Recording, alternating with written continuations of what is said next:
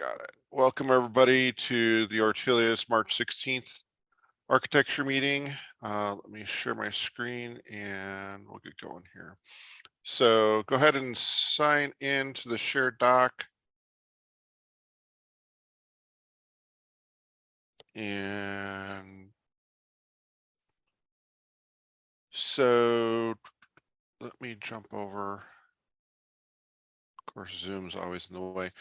First thing I want to do is just go through the payouts that we have going on. So I have one question, Utkarsh, on issue 515.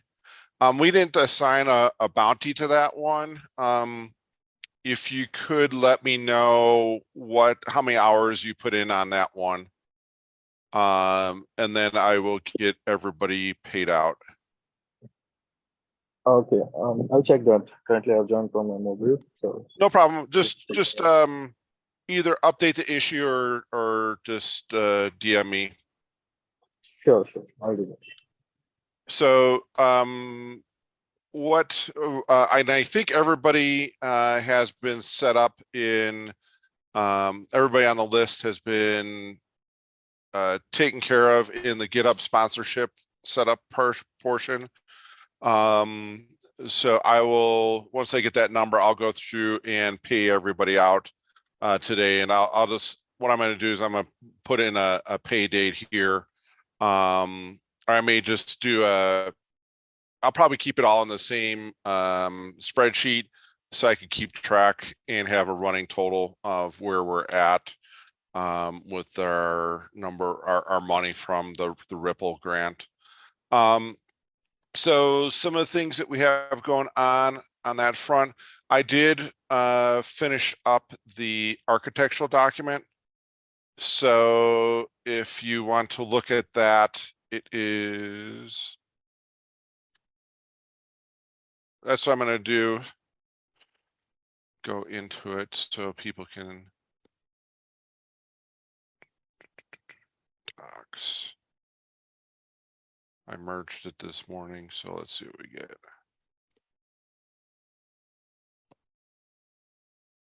Okay. So in the document, I kind of went over where we're at today and our existing architecture diagram.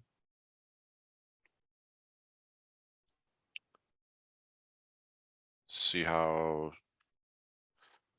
So let me try to zoom in on this.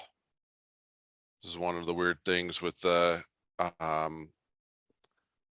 mermaid. It doesn't scale quite the way you want it to. So this is the existing architecture where we have our monolith pieces. Yep.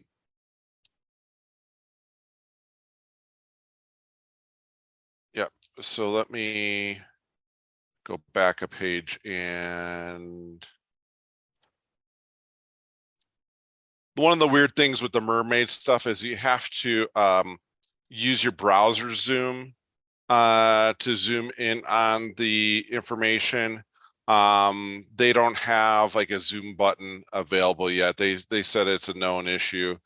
So there's the link I dropped in the chat is the main one.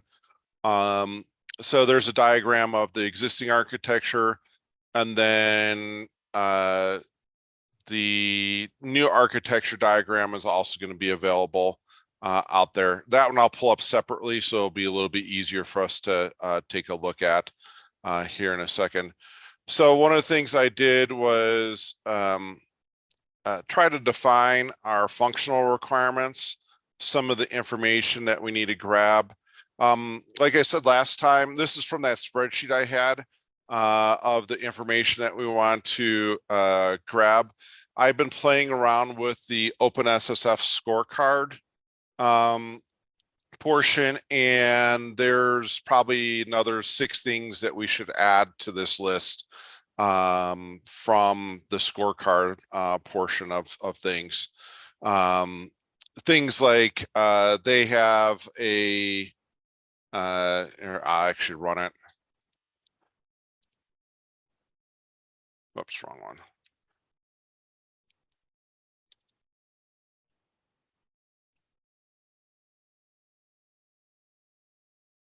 So if you're on Mac, you could do a brew install a scorecard, and what you do is you pass it. You could either pass it a local repo, or you can pass it a remote repository. And like I said, these are the things that we need to add. Like, is the code maintained, token permissions, stuff like that. So what it ends up, let me actually run it without the show details. Oops.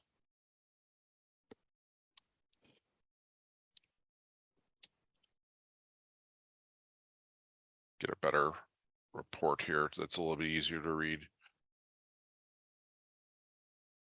So it gives you a score, and this is the information that we want to, so like branch protection here, we don't have in our list, and that's one of the things that I'll need to go through and do another PR to update, like branch protection, contributors, different contributors from different organizations, information like that. So there's about maybe 24 different things that we'll need to make sure that we need to add to our documentation, our information that we're collecting. So if you think of anything else that we need to add, let me know, and we can do a PR and update this list. Kind of go through the basically how it works.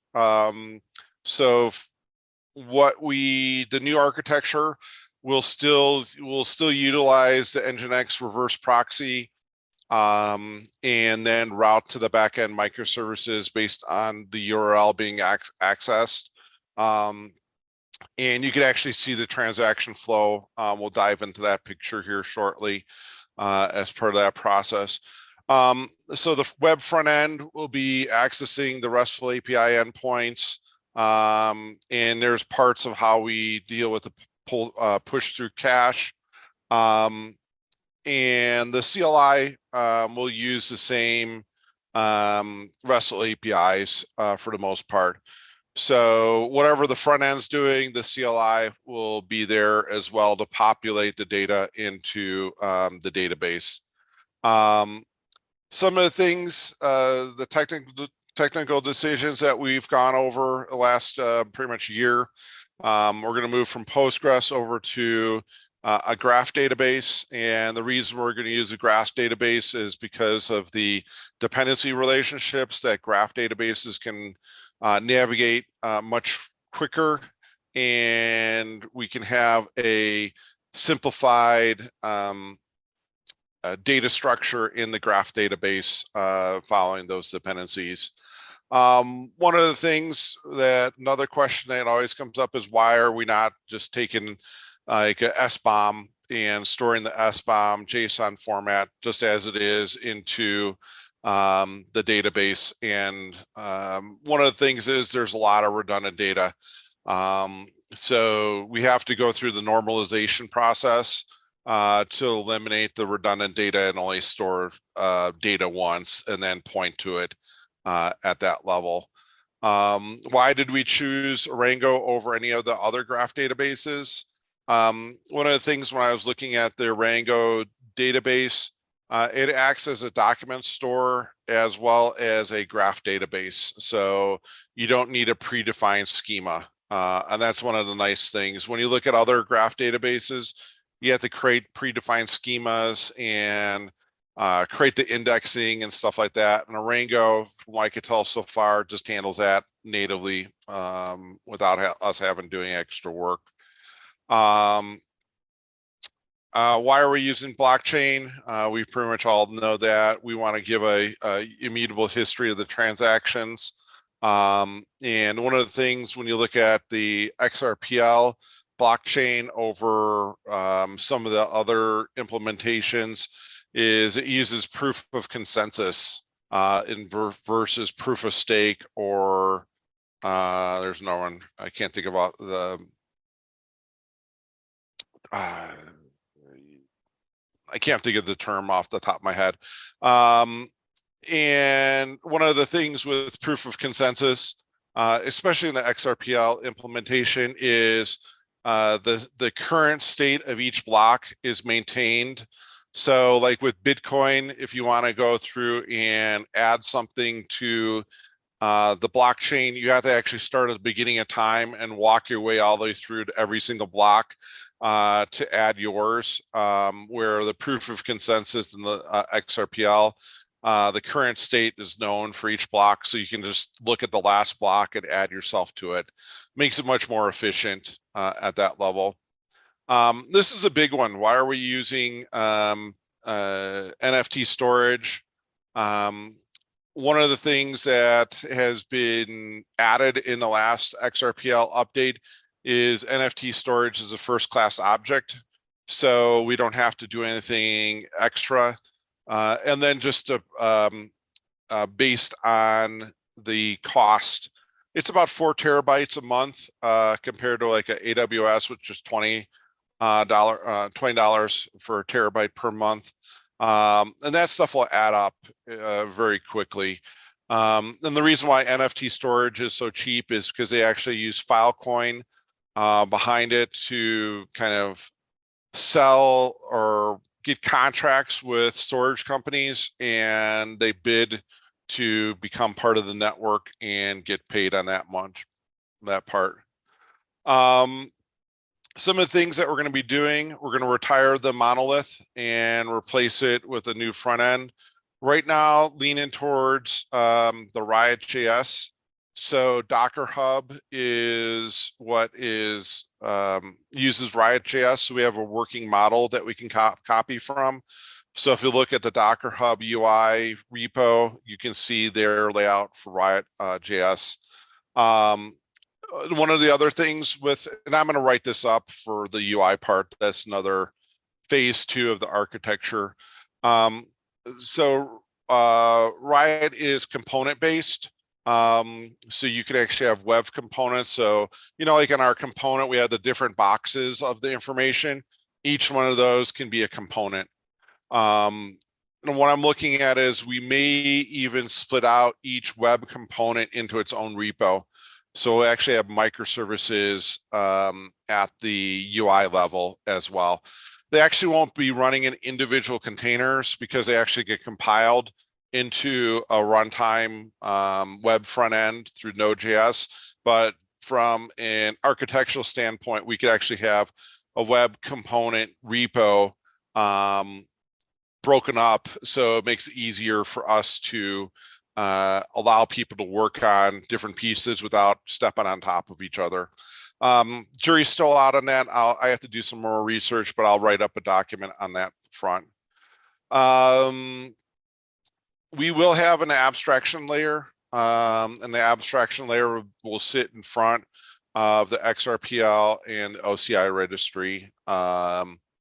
So one of the things that we'll need to do is more than likely the abstraction layer will come in as a reusable Python or reusable Node.js layer or function that we'll call to go ahead and send transform the data and interact with the database. I don't think we're going to need an interim Postgres database, but we'll have to see. That's going to be one of those things where we may have a split world to start with. And then here's all the microservices that we're going to need.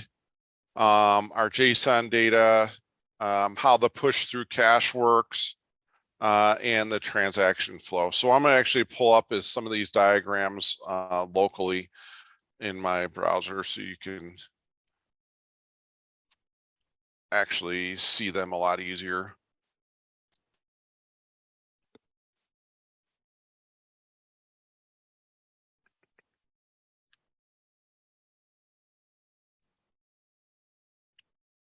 All right.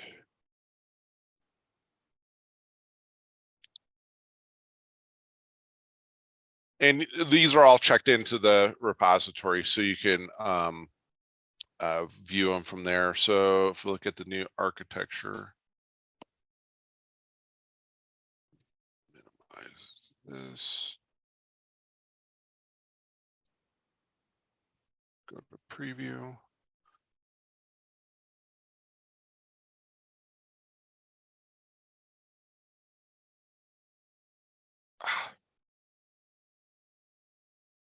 Looks like it's broken.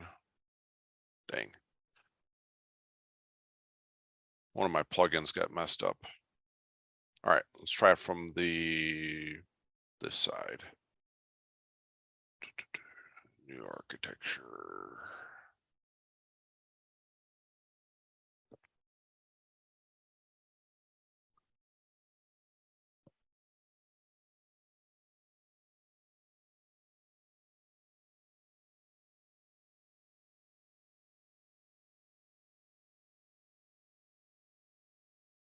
Let me see if there's a way to.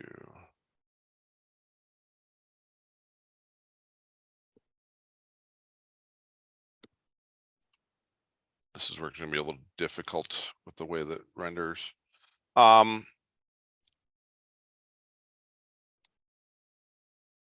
Okay. So we have our front end. Like I said, it'll be more than likely the Riot.js. It will still interact with the Nginx reverse proxy, and then we'll go off to each one of the objects. So each object will have its own microservice. We're not going to split it down any smaller. So we could actually create a application version read and then another microservice for the create, update, delete. I don't think we need to go to that level. I think we can keep everything a relatively small code base with the application version microservice. When we go through and create a new application version, it will actually go through, we go through a validation process. And then from the validation process, it says, yes, that's a valid user. And then that microservice will go ahead and actually read and write to the blockchain ledger. So each microservice is going to be doing its own reads and writes to the ledger. If we look at the transaction flow next, we'll see how that's implemented. This is not a different microservice. This is actually just a function that we'll call to deal with that.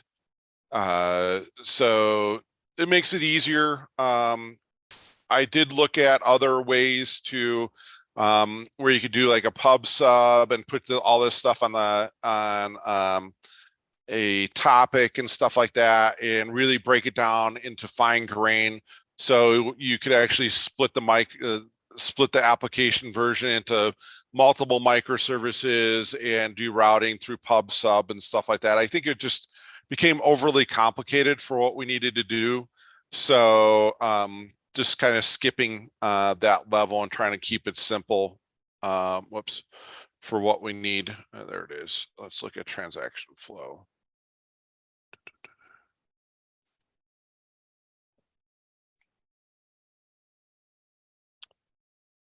So this is kind of the state of things, how things move across. Like I said, we're going to create it. In this case, I just did a component version. So we go from the UI to reverse proxy to the component version microservice. We have that thanks to Utkarsh. We have that normalize function that will normalize the JSON, and then we'll have the persist. And this is the next thing that we'll need to write is a database abstraction function that will persist in Arango, and then persist in NFT storage, and then finally over to the IPFS. I don't know what's behind that. I can't tell. Yeah, IPFS.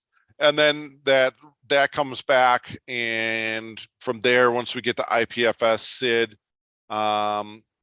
then we'll go ahead and actually add it to the blockchain at that level. And then that ends up returning all the way back when we do a add something to the database. So this is kind of like the save step. If we look at how to read,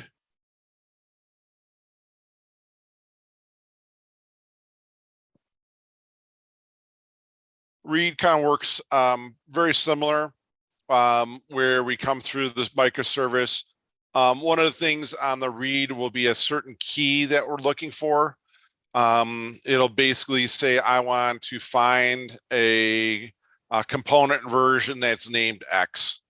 That will actually look into our Rango database. If the Rango database has it, because it's been cached, we'll actually return the full JSON file, and then we'll return that back over to the microservice, and the microservice denormalize it and return it back over to the UI. If it wasn't found in the cache, then we have to go over to IPFS and the NFT storage, grab it from there, and do the denormalization on all that stuff, and finally return it back to that level. So actually, this is this right here may change slightly, because we actually will go through a normalized to denormalized step here. So I'll have to look at that when we start implementing it, but we will have that database abstraction layer, and hopefully it's generic enough that we can use it for all the microservices. So like this Python denormalize function, normalized denormalize function is pretty generic. And I'm hoping that the abstraction layer will be the same. Now, when we get into OCI registry, this is where we'll just need to have that abstraction layer say, oh, instead of going out to IPFS, I'm going to go over and search the OCI registry and get the data from there. So hopefully, if things go as planned, it'll be pretty simple. Any questions on any of that stuff?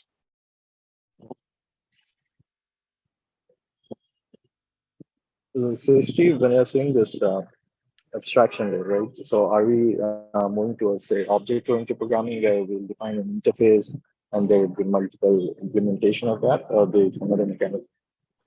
It would be because once we normalize the JSON through normalize, denormalize the JSON file, we're really at this point, the abstraction layer is just talking JSON files.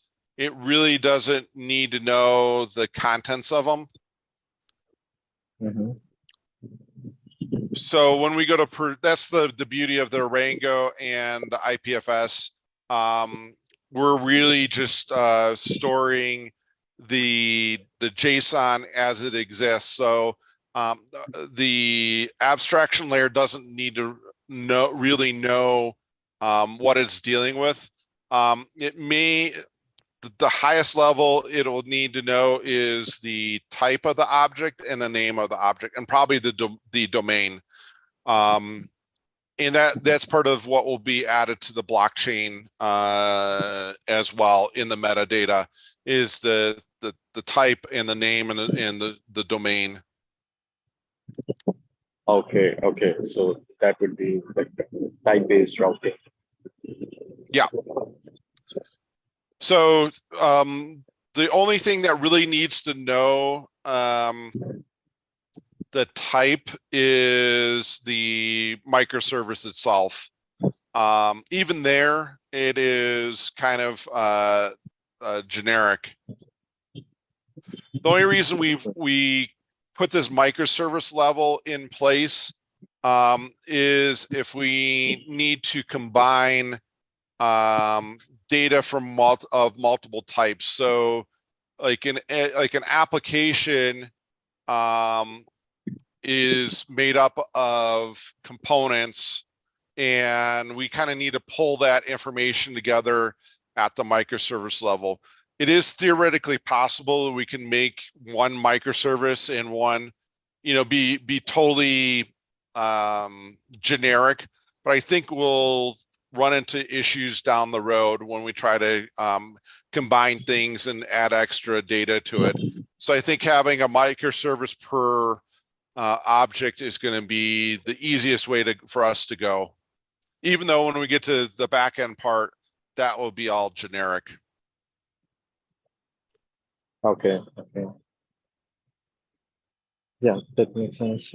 I have something in my mind. So what I was thinking, maybe if we can, create one generic method signatures, right? Just a signature, no definition.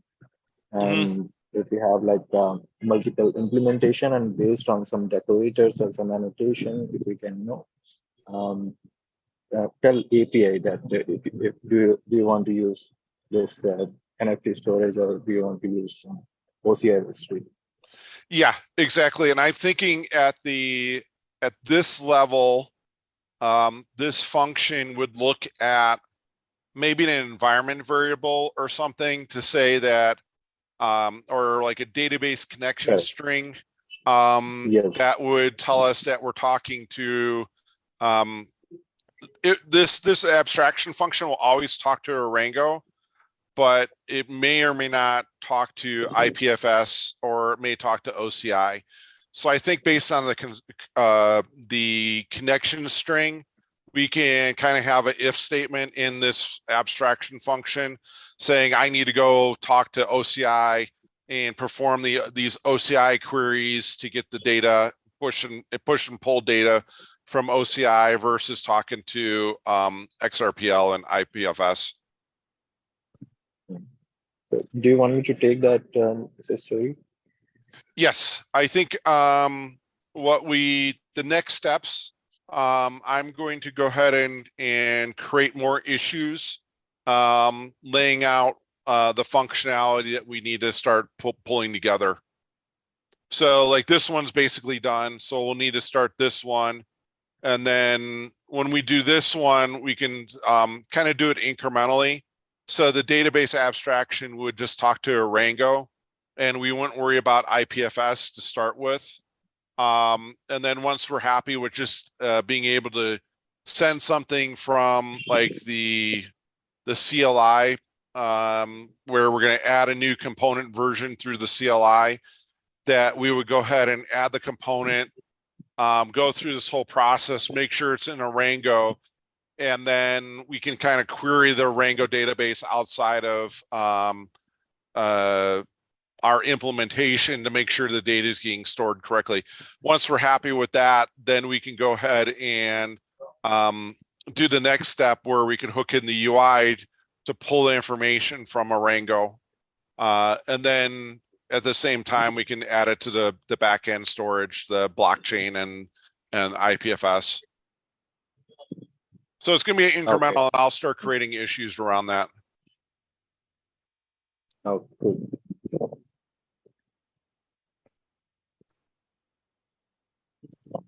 Any other questions? And Sasha, I'm going to go ahead and create an issue for Helm charts and standing up a Rango in our cluster. That's going to be fun. Yeah, I think we can start with just like a basic, like we did with Postgres, either a stateful set or a pod. I can't remember how it's implemented. Running just a Rango local is in the pod. I mean, in the cluster itself, as a starting point. Yeah, that'll be great. We can add that to the little the mini environment on your local machine. Yeah, and I think what we're gonna need is I think at this level,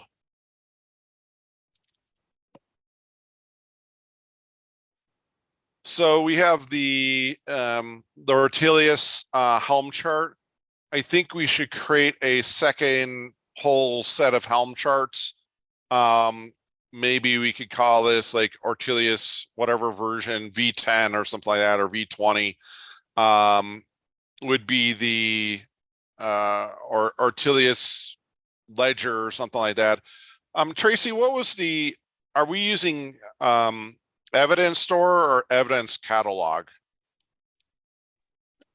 Catalog is what we've stuck with. Okay.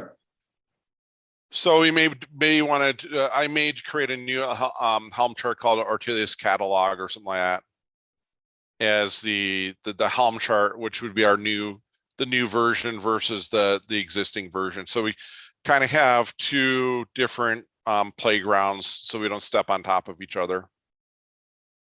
Yeah, that's a good idea. Yeah, I'd love to work with you on that, Steve. Because if we go back to, I lost it.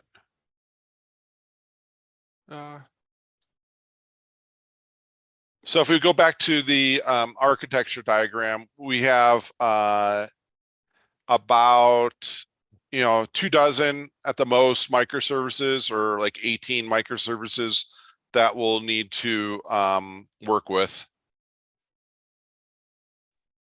Steve, are you okay if I could put like a high level diagram of what you were showing us now into that dev environment setup? Just so that when developers go there, or anybody new, like for example, like Ian, right? We send him there, and somebody can like exactly see straight away, oh, okay, so this is what's going on here. Yeah, what we'll do is I'll work with you on that, because what we'll probably need to do is go through and stub out the microservices.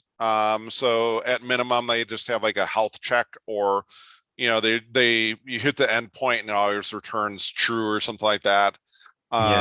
Just so we can stub out everything, and then you can pull all the Helm charts together and build up the logical application. Yeah, cool. And speaking of that, one of the things, this kind of goes, one last thing is on the on our workflows. I'd like to figure out how we could add a simple test where when we build the Docker image, before we push it, we actually run a quick test to query for it to connect to a database, and just run a simple transaction, just so we can make sure that the database connection is working.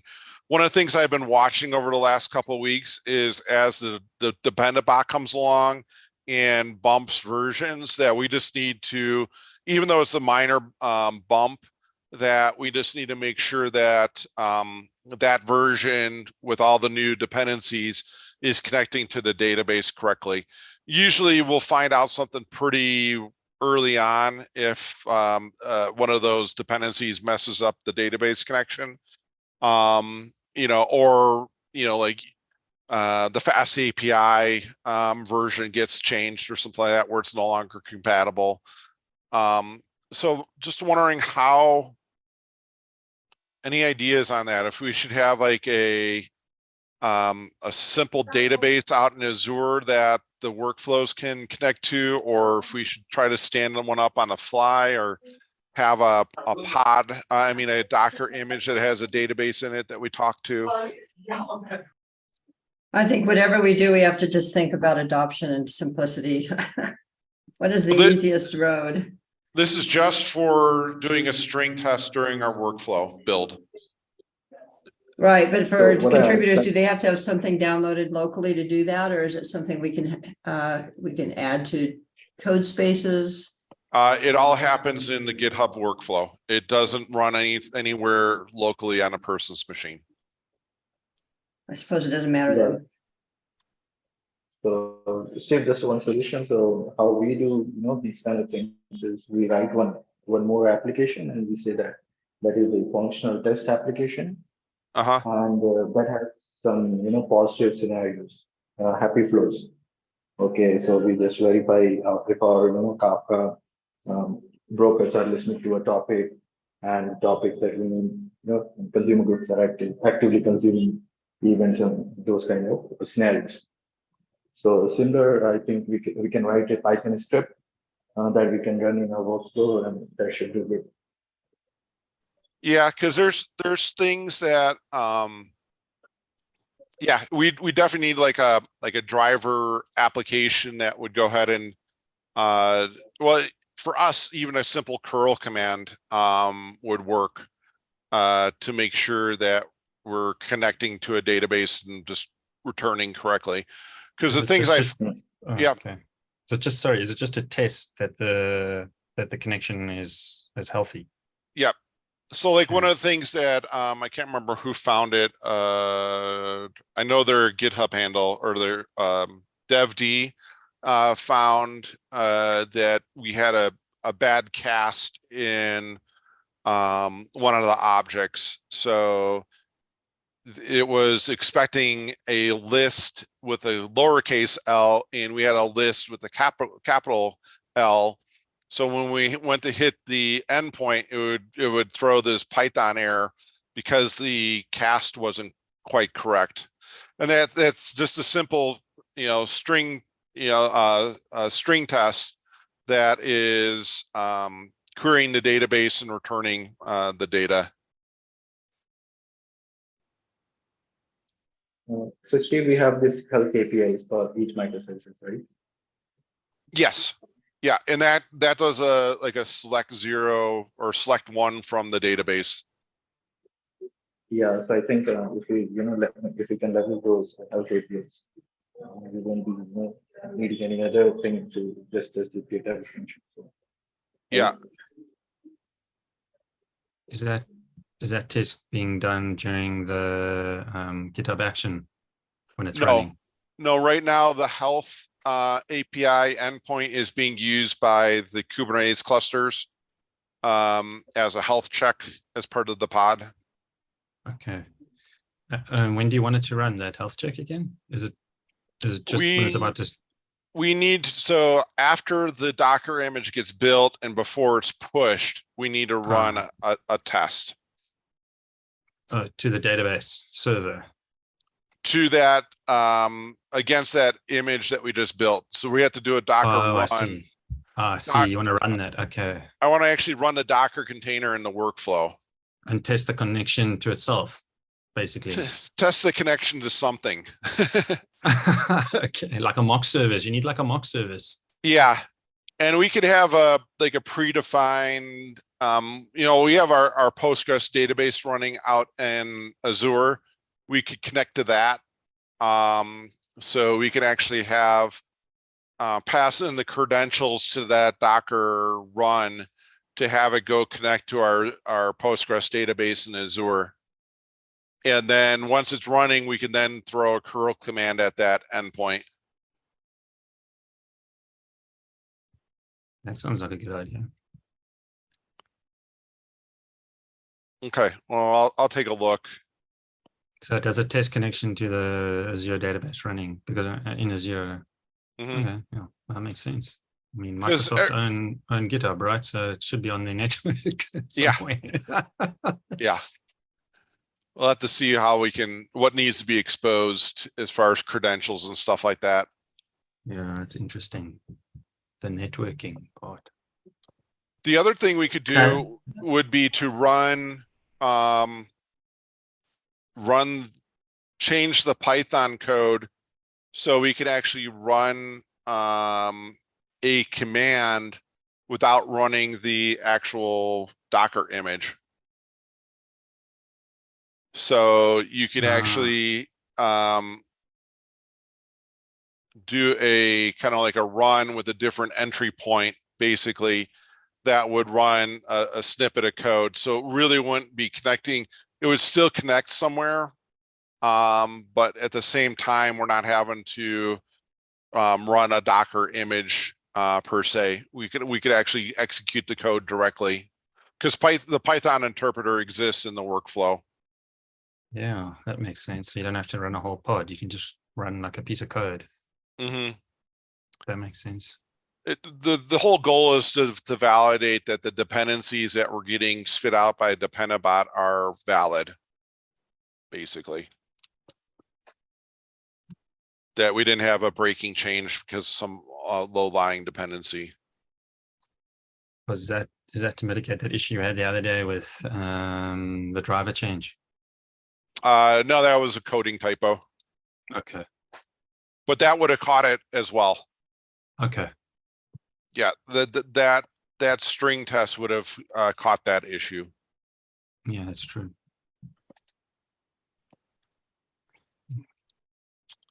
All right. Well, I'll bug you guys on, and I'll throw something out there as a starting point and on Discord, and we can kind of figure out how it's going to work. Cool. Yeah, I need to look how to do this. Right. Mhm. Yeah, I need to see from a GitHub action. I've never tried to run a Docker container inside of a GitHub action, if it's even possible. So GitHub action, Yeah. isn't that running on a container already? Isn't I'm just Yeah, trying that to- could be the tricky part. Can't you use that container to do the check? That's where I got to figure it out. If Okay.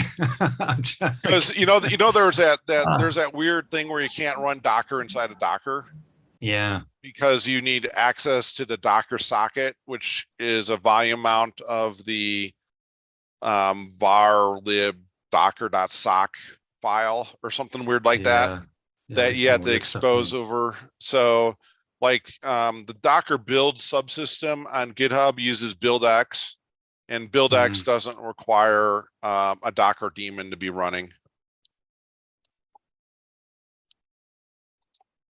All right, let Okay. me do some research on that. And I think, like Ukarshi said, I think we'll start with the health check endpoint as a simple starting point. I'll try out some PSUs. Okay. Unsuccessful stuff.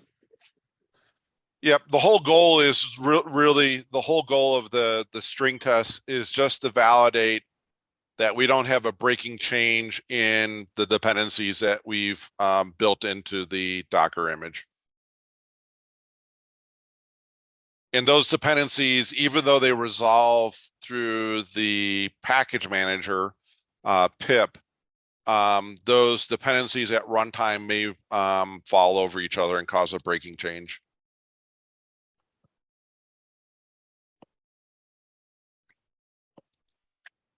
Jeez, this microservices stuff is so easy.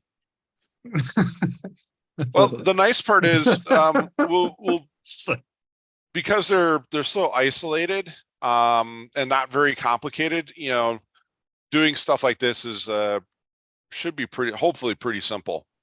Hopefully, It just yeah. really comes down to the build environment. If we're running inside of like Jenkins, a Jenkins server would be a little bit easier because you can spin up Docker. You can do Docker runs because most Jenkins servers aren't running inside of a container. Some of them do, but.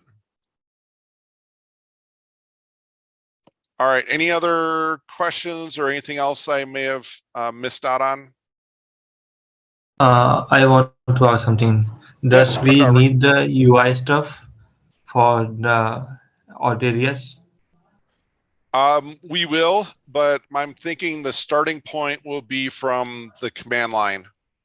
So we will need a separate version of the command line that will match up with the new backend. And our initial starting point will be like create a component version through the command line. So that will follow that transaction flow to populate the backend database. And once we have that working, then the next step will be to have the UI read that information from the database and display it on the screen. Oh, okay, then let me know. I can create this prototype in the Figma, so we can actually view before start coding the UI part. Yep. So I don't know if you're here when we are talking about the UI part, but we're probably going to be using Riot JS. Yeah. I heard about the JS. I will look into it. Yeah. And I will create a sample like prototype and will show you in weekend. That works. And initially for the UI part, you can stub out the backend, so you could just create a Python fast API backend part that just returns a static JSON string that the front end can render. Okay, like the front end, it's fetching the data from that Yeah. JSON part and showing it. Yeah, it'll pretend to fetch data even though you don't have to hit the hit the database. Okay, then I will make a sample small application using that. So we are using Fast API, right? And the database. Yep. All that. Yeah, you won't need Uh, you just hard code the data in the Fast API. Okay, I will then do this. Any other questions? Not from my side. All right. I will get some more issues out there about all the stuff that we talked about, and assign the bounties to them. And we'll get going. I think we've gotten over a lot of the architecture decisions and stuff like that. So I think we have everything sorted out to start doing the implementation pieces. Nice. And Ian, I would suggest that you try to get on Steve's calendar. I'll send you a link to his calendar, so you can maybe take a look at what the repo looks like, and maybe he can help you get started on some good first pull requests. That would be great. I'm thinking tomorrow I'm going to have some time. If there's something you wanted to set me up with for tomorrow, otherwise Monday or something like that would be fine too. Tomorrow is Friday. Yeah, I'm open all day tomorrow. Well, but that would be basically today for you, because I'm assuming you're. How about if we do it at 9 o'clock tomorrow, which Steve does have open. Okay. That makes it like, I think around 4 o'clock for you. Yeah. 5 o'clock. That'll be great. And then first thing Monday, I'll be able to jump right in. Yep. Perfect.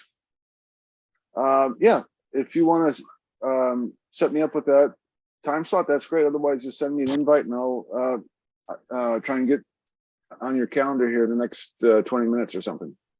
Yep, we'll get it sorted out. Steve will send you a calendar for tomorrow morning or tomorrow afternoon, your time. Great. Awesome. Well, thank you, everybody. Any other questions before we head out? All right, cool. Thanks, everybody. We'll talk to you later. Cheers, everyone. Cheers.